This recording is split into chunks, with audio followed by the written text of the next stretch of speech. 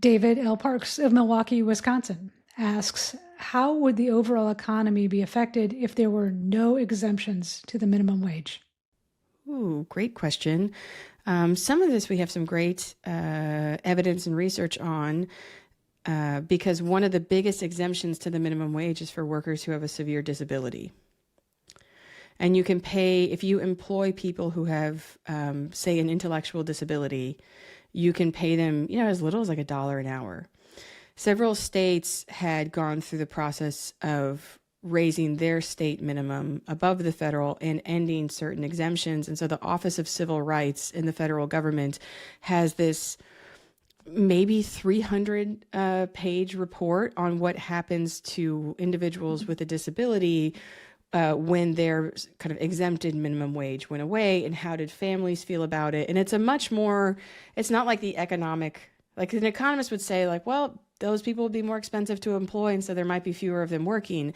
But this is a very much like they talked to the families, and they looked at like how employers felt and how the disabled people themselves felt about their pay. And the recommendation they came up with was, you should probably end this, right? It's not clear cut. There are risks that if you end this minimum wage exemption, that these people might have a harder time finding a job, but they didn't want to be part of the exemption anymore. And that is kind of the sum of the 300-page report.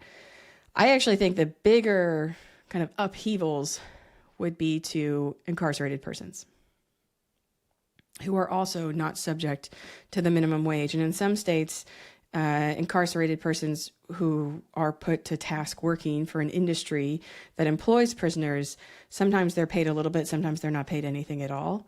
And I think it would be disruptive to industries who are built exclusively on the model of prison labor.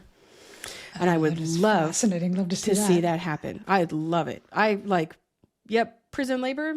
Nope.